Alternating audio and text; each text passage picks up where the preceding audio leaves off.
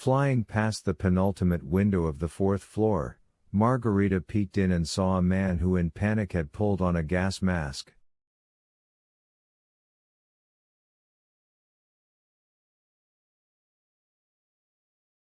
Hitting his window with the hammer, Margarita scared him off, and he disappeared from the room.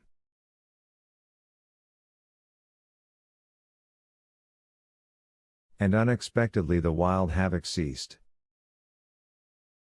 Slipping down to the third floor, Margarita peeked into the end window, covered by a thin, dark little curtain.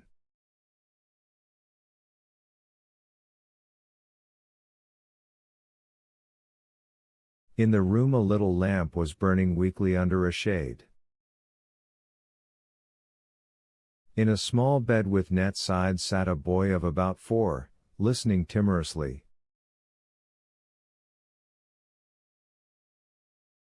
There were no grown-ups in the room, evidently they had all run out of the apartment. "They're breaking the windows," the boy said and called, "Mama." No one answered, and then he said,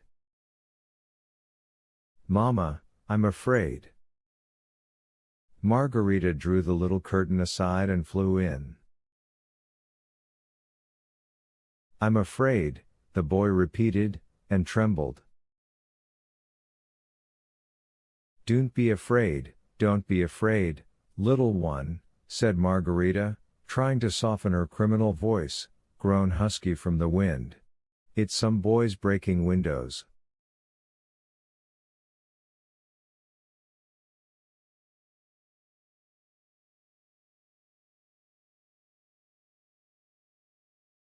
"With a slingshot?"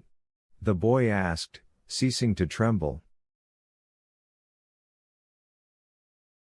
With a slingshot," Margarita confirmed, "and you go to sleep."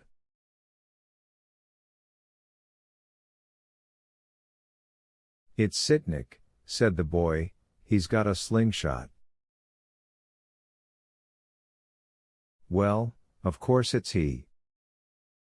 The boy looked slyly somewhere to the side and asked, "And where are you, ma'am?" "I'm nowhere," answered Margarita, "I'm your dream." "I thought so," said the boy. "Lie down now," Margarita ordered, "put your hand under your cheek, and I'll go on being your dream."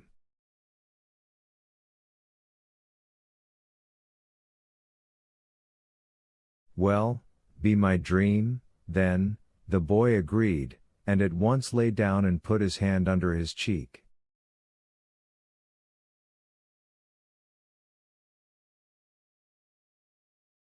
"I'll tell you a story," Margarita began, and placed her hot hand on his cropped head.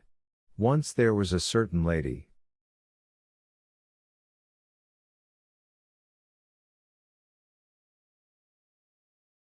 And she had no children, and generally no happiness either.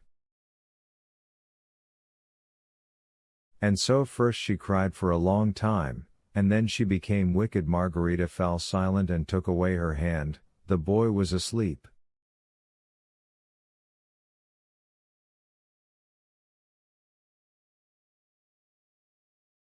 Margarita quietly placed the hammer on the windowsill and flew out the window. There was turmoil by the building. On the asphalt pavement strewn with broken glass, people were running and shouting something.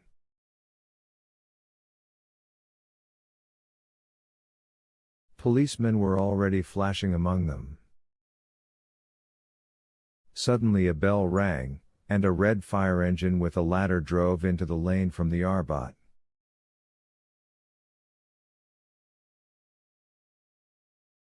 But what followed no longer interested Margarita. Taking aim, so as not to brush against any wires, she clutched her broom more tightly and in a moment was high above the ill-fated house.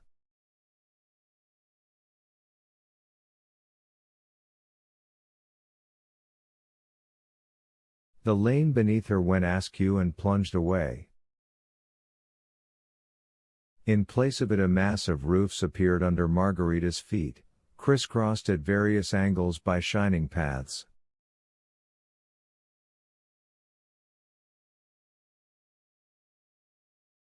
It all unexpectedly went off to one side, and the strings of lights smeared and merged.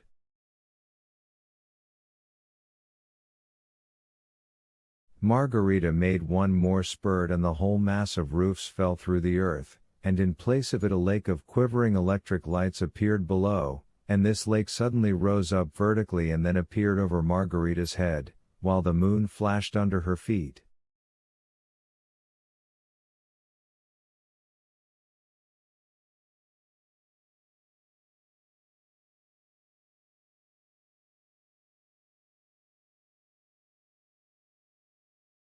Realizing that she had flipped over, Margarita resumed a normal position and, glancing back, saw that there was no longer any lake, and that there behind her only a pink glow remained on the horizon.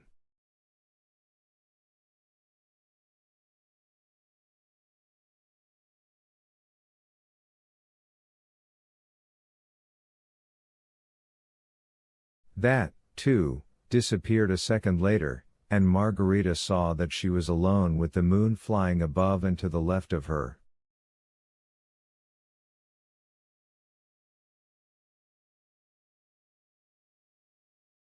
Margarita's hair had long been standing up in a shock, and the whistling moonlight bathed her body.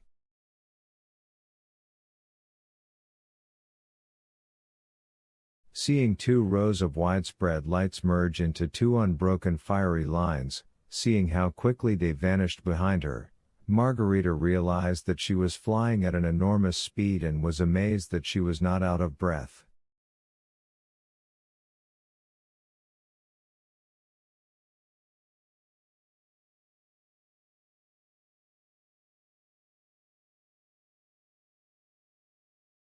After a few seconds, a new glow of electric lights flared up far below in the earthly blackness and hurtled under the flying woman's feet, but immediately spun away like a whirligig and fell into the earth.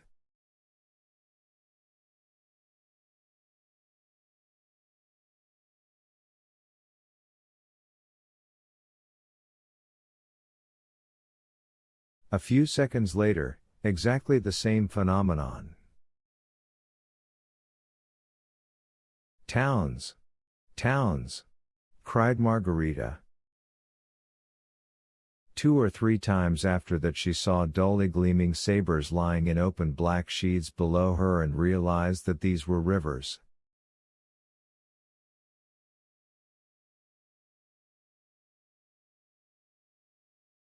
Turning her head up and to the left, the flying woman admired the way the moon madly raced back over her towards Moscow, and at the same time strangely stayed in its place, so that there could be clearly seen on it something mysterious, dark, a dragon, or a little humpbacked horse, its sharp muzzle turned to the abandoned city.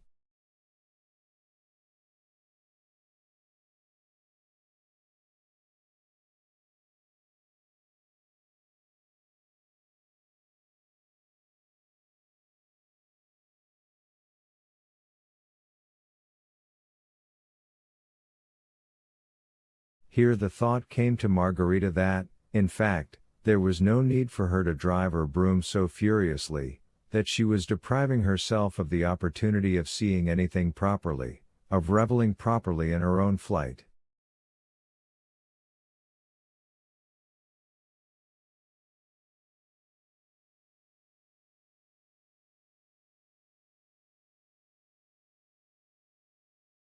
Something told her that she would be waited for in the place she was flying to, and that there was no need for her to become bored with this insane speed and height.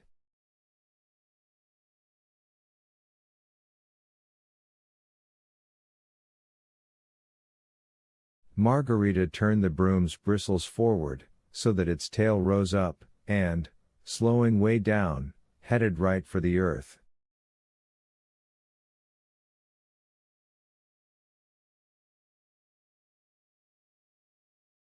This downward glide, as on an airy sled, gave her the greatest pleasure.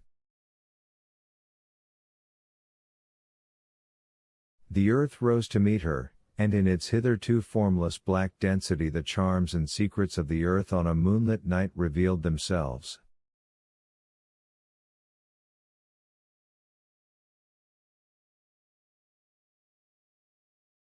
The earth was coming to her, and Margarita was already enveloped in the scent of greening forests.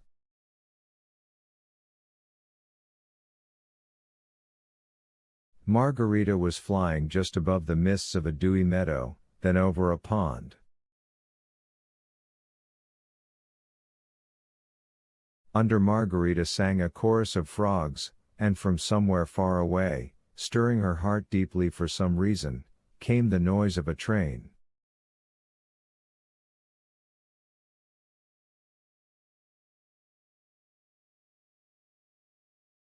Soon Margarita saw it. It was crawling slowly along like a caterpillar, spraying sparks into the air.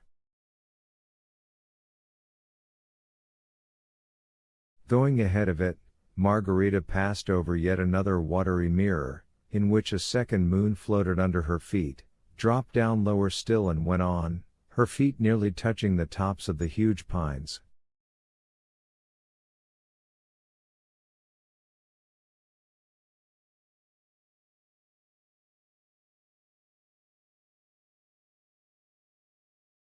A heavy noise of ripping air came from behind and began to overtake Margarita. To this noise of something flying like a cannonball a woman's guffaw was gradually added, audible for many miles around.